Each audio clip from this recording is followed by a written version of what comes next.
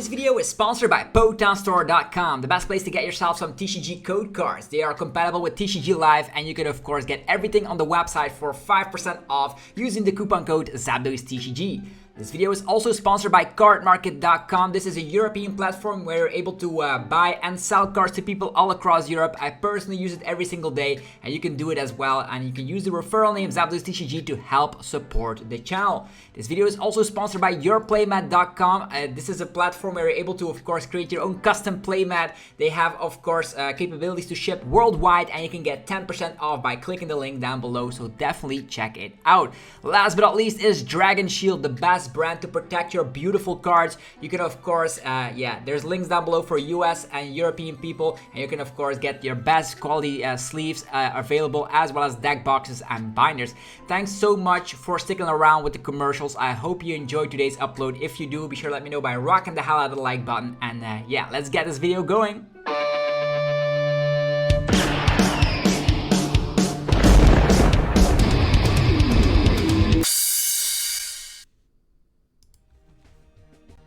Sup YouTube, it's SableZard Deck and welcome back to our TCG video on my channel. On this channel you get daily Pokemon TCG uploads, so be sure to hit that subscribe button so you don't miss out.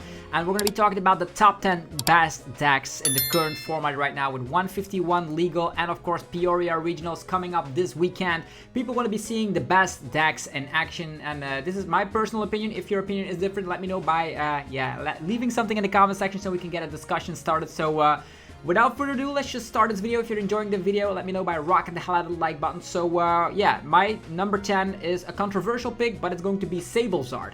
SableZard is one of those decks that is never seeing a lot of success because it is overshadowed by Lost Box Kyogre or Turbo Lost Box, but I still think it has a reasonable amount of good cards in it. We have of course Sableye, Radiant Charizard, and now the Mew EX in here. We can also use Mirage Gate onto a couple of these targets, which is very good. So in my opinion, this is an underrated deck that might actually surprise a lot of people. You can use Mew EX against, like, let's say you're up against Charizard EX, right? You're going to be able to, of course, copy-paste the attack of the Charizard to slap 330 damage in the late game if your opponent only needs to take one more prize card. You can force that out because you're mainly a one-prize deck. You could also, in the mirror match against, like, other Lost Boxes, use Sableye a little bit earlier because you are playing two Vacuums. You are, of course, playing Echoing Horn as well. Typically you will be able to get the first attack off. This deck typically wants to be going second, so you can find Colorless Experiment and attack turn 1 and get as many cards in the Lost Zone as possible. You can also copy paste Mew EX to then use your boss's orders on something like Radiant Greninja, so you can genome hacking and then copy paste the Moonlight Shuriken to KO two Curlias against Gardevoir or against a Turbo Lost Zone box that doesn't expect it. So I think this deck has a lot of great things going for it, and it's my underrated number 10 pick for Peoria regionals and moving forward. So that being said, let's go on to number 9, and it's going to be Fusion Mew. Fusion Mew also is a deck has really lowered down in popularity ever since Charizard did so well in Brazil. That's why it's only in the number 9 spot, but don't sleep on Mew VMAX. It is not dead quite yet. Even though it's not a great meta call for Peoria regionals, I still think if you're not up against Charizard, you can do a whole lot of stuff. There is, of course, the Ice Cube to deal with Spiritomb, but in my opinion, people will cut their Spiritombs, people will cut their Drapion, and you'll be fine against most matchups except Charizard. Meloetta turn 1, if you are going first, actually, your first turn going second, you can actually donk people, you can slap huge amount of damage with Meloetta's Echo. There's the late game Judge Iono with Path combination, and there's even some grabbers in here. These grabbers will be able to, of course, force your opponent to reveal their hand. You can put a Pokemon you find on the bottom of their deck, helping out to disrupt them even further. Iono, Path, Grabber, or Grabber in the early game, so they are not able to evolve into what they want, can make the opponent brick a little bit easier, which is very good in my book. So definitely check out the updated Fusion Mew deck, standing here on the number 9 spot. Number 8 is going to be Chien-Pao Baxcalibur. One of my personal favorites, this season is Chien-Pao. This is the Canadian list, if I'm not mistaken. So you're going to be able to reutilize the Radiant Greninja by using Super Rod, so you can use it multiple times during a game to use Moonlight Shuriken. And with Canceling Cologne and Cross Switchers by your side, you're going to be able to, even if Manaphy's out, wreck opponent's board instantly. This deck has, of course, is a little bit known for having like slower starts, and if you're having a slower start, you're crumbling because you definitely want to find a Frigibags on your first turn, and sometimes that doesn't happen if you don't hit VIP Pass or Nazball or Ultra Ball. It happens, but if you go second, you can rely on Iriel to get the whole board set up. I think it's a strong deck, but it is definitely a more difficult deck, and also it is a little bit depending on your Pokestop luck. Sometimes Pokestop destroys your Pokemon and your supporters, but on the other hand, sometimes Pokestops gives you the nuts, and that's why I love this deck. You never know if you like sequence correctly, like Chivalry Chill into concealed cards and then Irida and then Pokestop. It's one of the strongest decks, but it of course has been known to break a little bit from time to time. With that being said, number, let's see here, 10, 9, 8, number 7 goes to Miraidon Fluffy. It, of course, has seen a huge amount of success over in Japan with the Yokohama Champions League, and for good reason. Against some new cards, Zapdos EX in combination with Hawlucha can wreck boards when they are not expecting it, and Mew EX with Genome Hacking, you can power that up with Raihan Fluffy attach of turn, and wreck against decks that are typically very bad matchup. Like say Lost Zone Giratina VSTAR will have trouble against the Mew that you're presenting to them. You don't no longer need to have 5 energies and the Raichu to KO, of course, Giratina VSTAR. You can now do it with a simple Mew EX, and as that's being said, Mew EX can also help against one prize matchups, being able to copy paste, of course, the Radiant Greninja to take multiple prize cards on something like Comphase, which is actually pretty damn nice. You can, of course, rely on the good old classic generators to power yourself up, or in the mid to late game, rely on Fluffy, and Squawkabilly does help out in the early phases of the game. The Bravery Charm gives you some additional HP, which does help out, but be careful of some Lost Vacuums, which can turn the tide very quickly. But it's a very solid deck, but currently is a little bit afraid of Charizard, so you might want to consider going back to the Path of the Peak method. This is a consistent build with Beach Court, but maybe Path to the Peak will be a little bit better for you, but maybe even with Path to the Peak, I think Charizard is still very hard for this kind of deck. Moving forward, number 6, we're going to be going to Rapid Strike Urshifu VMAX. Recently, of course, the deck that won Barcelona special event, and I personally wouldn't change all that much. You can still rely on Giacomo and, of course, the Spiritomb combination to win against Mew. Maybe you can even cut that all together. Like, let's say you are not expecting Mew VMAX at all during your run. This actually gains a lot of more playability to it, because maybe you can cut Giacomo for a second Cheryl, which does help out against the Charizard matchup, which is oh so popular ever since Brazil.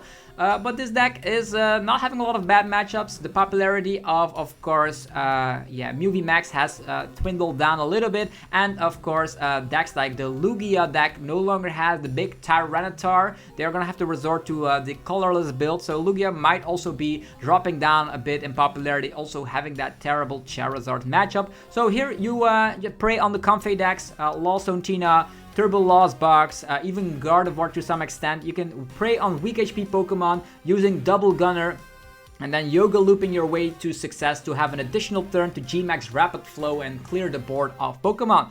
A solid deck, and I think this might actually be a deck that is way better positioned than it was before Brazil. So pick up some Rapid Strike Urshifu.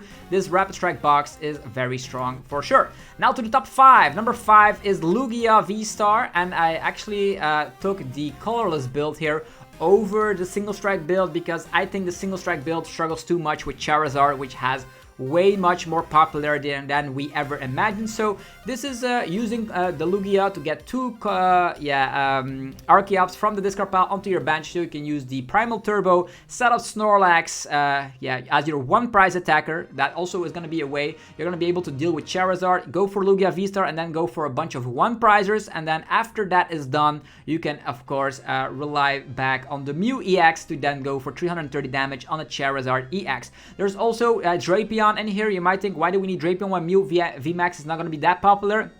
Drapion also works out against Gardevoir, and this is the list also playing 4 copies of Burnett. I know it might seem weird, but the only thing Lugia wants to be doing here is going for Burnett and Evolve. So you might also cut the Burnets and go back to some more research, but this list has been performing quite well in online tournaments, so definitely check it out for yourself. And also with the help of like your bench that is going to be widened up, because you don't always need Lumineon because you have Burnett raw in hand. You can use those ball engines for your Lugia in the early phase. You can find the Lugia and find the Lugia VSTAR, and that's what the deck pretty much does. Also, in turns when you don't need to use anything, you can tin out your deck using Burnett, so you're going to be a little bit more Iono proof. And with a lot of energies in here, this deck is surprising a lot of people out there, being the more successful Lugia build overall. Okay, number 4 is going to be Turbo Lost Box. This is a deck you should be familiar with for Seal Stone, Pokestop, and Tracking Shoes, making it even more turbo than it ever was, and also sliding in that Mew EX. As mentioned, Mew EX can help if you prize map correctly, and if the Charizard player only needs 1 more prize card, you can use Mew, but also Mew can help out to copy and paste attacks against Lostina, for instance. You have Sableye, a very nasty attacker in the format. You have Cramorant, and you have the Moonlight Shuriken of Greninja, which is going to be the main way you're going to be winning a lot of games, is going turn 1, 7 in the Lost Zone, and going crazy. You have 3 Lost Vacuum, some Tracking Shoes, for Seal Stone, and Pokestop. If you can get the combination, a turn 1 Dragonite is possible, a turn 1 Raikou, or Moonlight Shuriken of the Greninja. This is Turbo Lost Box, and you should be afraid of it if it gets going. It is a very scary deck to be up against. Then, number 3 is going to go for Charizard. I'm putting it here on the number 3 spot, Charizard EX with the Pidgeot. This is, of course, based on the Brazilian list, doing very well here, cutting down Arceus V-Star, and went for the Arven approach. Arven can fetch Battle VIP Pass, while also can fetch the missing puzzle piece to get a Pidgeot out, and Pidgeot can get the rest out with Quick Search. You, of course, can use the Lost Vacuum here to get rid of Path to the Peak, as well as the 4 stadiums in here, so there's that. Also a Penny in here, which can get rid of your 4 Seal Stone targets sometimes. Entei gets damaged, you can pick it up with Penny, and also works out against people that want to be using Mawile or random Snorlax blocks, you never know. What else can you do with Charizard is using Radiant Charizard in the mid to late game. You're going to be able to power that up thanks to the means of a Charizard sometimes, or you can also rely, if the opponent has taken 4 prize cards for 1 single energy, you can get it going with Combustion Blast, being able to slap 250 with a Choice Belt 280. Choice Belt, very easy to find that with the Arven in there. So you have a 1 prizer, you have a very tanky Charizard EX, and that actually is going to be scaring Mew VMAX away, while also putting its stamp on the meta that is a true tier 1.5 deck out there, being able to, of course, deal with a lot of archetypes. Miraidon, no issue. Mew VMAX, no issue. This deck literally is going to be a deck that if you don't counter against it, you're going to be having a terrible time. If you don't play your grass attackers, your Tropius, your Shaymans, whatever, you're going to have a game plan against Charizard, otherwise you will lose. Charizard also single-handedly is going to scare off Single Strike Lugia, which was a very popular deck, had a great conversion rate over in Barcelona, but now we're going to be seeing what happens to Lugia with Charizard as a mainstay deck in the format. So this is a list you can try out. Charizard is good. And second place goes to Lost Zone Giratina. Yeah, this is a deck that doesn't change all that much. I'm a fan of the one-off Pokegear. You have your Path and Roxanne and Iono to disrupt the opponent, while you have, of course, Sable Sprinkles, Cramorant Spit, Radiant Greninja capabilities, only 2 water energies. There's, of course, Super Rod, which can get it back, but you just have to make sure the threat of a Greninja is in your deck, so the opponent plays differently, which is great. Slaps down their weak HP Manaphy's, which you can then sprinkle with your Sableye. You have Lost Zone engine with Colorless, and of course the Comphase. And the cool thing is, with this deck, if you get 10 in the Lost Zone, you can snap opponents with the Giratina VSTAR, with the Star Requiem, being able to KO anything in existence, even a big HP Charizard. With Charizard being that popular, I think Giratina loves that, because Giratina loves slapping Charizard. And Giratina doesn't have a bad matchup anywhere in the format. It can pretty much do, if it gets going, you can use Star Abyss again, actually Abyss Seeking against a couple of archetypes. Against other archetypes, you go for the Cramorant Spit. There's a lot of things this deck can do, and you definitely should be prepared for it, because Roxanne Path is nasty against a lot of decks.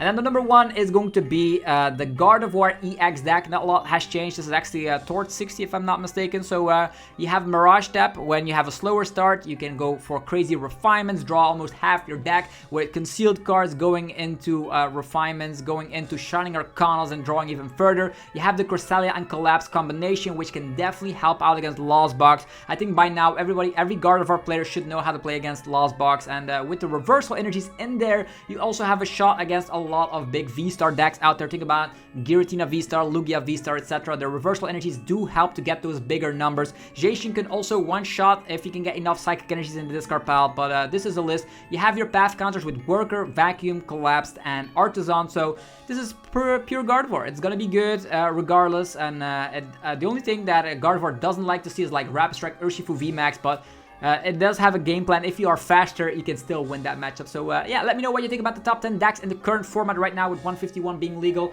Is there any deck you would possibly be playing at your next League Challenge, League Cup, or if you're going to Peoria? Let me know what you think is going to be winning that tournament, and love to hear your opinions down below. If you enjoyed the video, let me know by rocking the hell out of the like button. Go check out our, of course, sponsors down below. There's yourplaymat.com where you can get 10% off today to create your own custom playmat for the new season. There's PoketownStore.com to, of course, buy some TCG live code cards. Use the coupon code SableZardTCG for 5% off. There's cardmarket.com for European players. You can buy and sell cards to people all across Europe. I personally use it every single day. Use the referral name SableZardTCG on the website to help support the channel. And last but not least, there's Dragon Shield. They have the best products to protect your cards, sleeves, binders, deck boxes, etc. Links down below for people from the US and Europe. Have yourself a fantastic rest of your day and enjoy Peoria if you're going to that tournament. And yeah, this was SableZardTCG here. I am signing out. Peace.